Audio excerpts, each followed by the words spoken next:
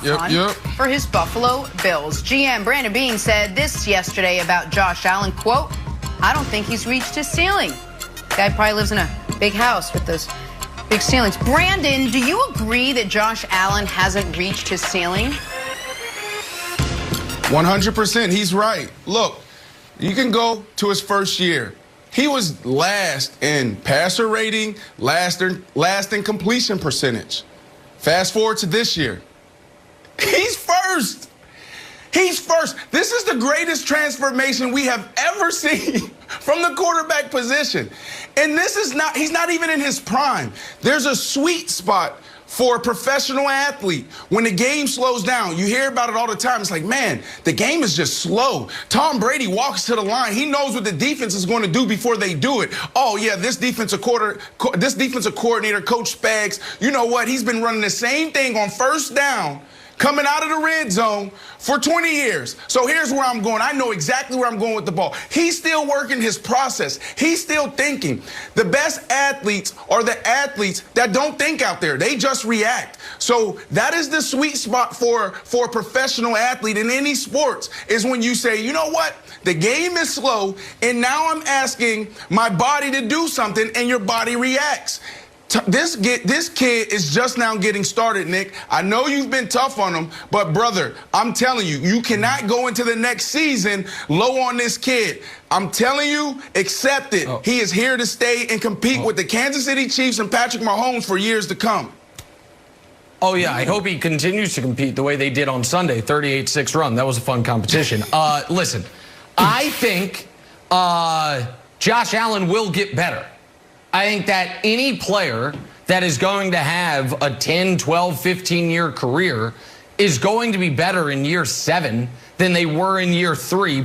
I shouldn't say any player, but particularly a quarterback. You learn more, you understand more, you can do more stuff pre-snap. Your body's not like the other positions where it's likely to get beat up quickly. So I do think Josh Allen can become a better player, but I do not think he will ever have a better season. Josh Allen's going to finish second in the MVP voting. I don't think that'll happen again. Brandon just mentioned it. Josh Allen led the league in completion percentage, was top 4 in basically every major passing stat.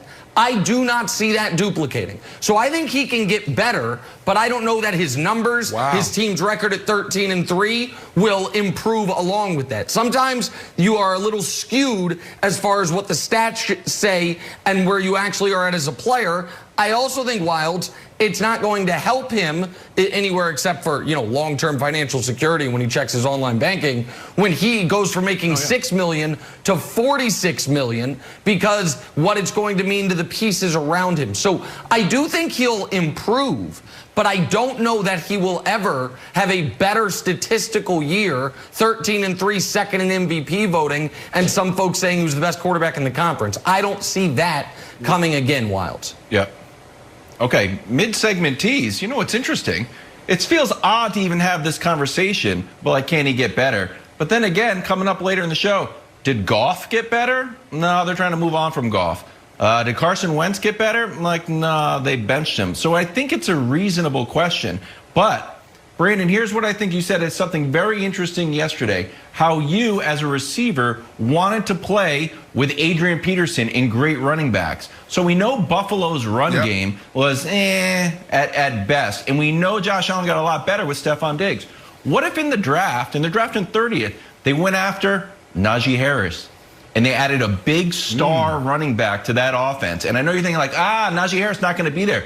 Clyde Edwards-Helaire was the first running back pick and the last pick of the first round. Jonathan Taylor went in the second round in the 40s, I think, and he became the 3rd leading rusher in the whole league. So I think if they can take a star running back, specifically Najee Harris, and add him to that offense, just because running backs in the draft have been sort of ignored at this point and fallen out of favor, I think that offense can get better and then Josh Allen gets better.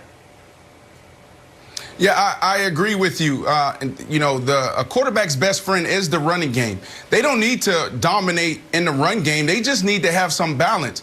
We know what Brian Daboll is. Brian Daboll, he's going to line up in 10 personnel, 4 wides, 1 running back, and that's what he's going to do, and he's going to get after it. But if they can establish the run and just keep teams on their heels, this will be a better offense. And that's another big thing for this kid and why he's going to continue to develop. Brian Daboll should be a head coach. Brian Daboll didn't get one of those 7 jobs that was open. So now you have the chemistry still there. They're going to develop and continue to build on that. We talked about this yesterday with Tom Brady and Bill Belichick. Tom Brady was in the same system for 20 years. So if you can continue to just infuse that DNA, Brian Daboll's DNA, Jenna, into this offense, into this organization before he gets his head coaching gig, it's going to be better for this kid. So I would really like this move by the Buffalo Bills doubling down on Josh Allen. All right, let us pinch that for a second because it is time for Nick's NBA medals. Giannis had 24 points, 18 rebounds last night as the Bucks beat the Raptors, but the gentleman from Greece just missing out on the podium. Nick, who did not just miss out? Who'd you grant medals to? All right, the bronze medalist goes to Bradley Beal, and just like we need an intervention for Jenna, we need an intervention for Bradley Beal. Going back to last season, he has 13 40-point games. The Wizards are 1-12 in those, and they've lost 10 in a row. Last night he scored 47. Get Bradley Beal out of the nation's capital. Silver medalist, almost the best comeback of the season. LeBron James with some unbelievable playmaking down the stretch as Lakers went on a 13-0 run before Tobias Harris won the game. LeBron with a nice humble 34-6-6 as he continues to cement himself as the early favorite for league MVP in a last-second one-point loss to, I believe, the best team in the East. And then the Nets, James Harden, 31-8-15 for the make-it-take-it Nets. I think Atlanta just scored, but the Nets won the game, so give them credit. So, Brandon, the make-it-take-it Nets get a gold medalist with James Harden, 31-8-15. Hold on, Jenna. Throw me your glasses. Is that Harden over LeBron? Is that what I see? That is. Listen, is this an NBA Finals prediction, Nick? No. We saw the NBA Finals last night. Philly hosting the Lakers. We saw it. I don't think that's what will happen, but we saw it. That's the finals. That's the finals. Thanks for the glasses, Jenna. I see it. Thank you. I've got great vision. Hey, who just missed the cut, buddy? Oh, Joker with a long assist. Joker only had 3 assists yesterday.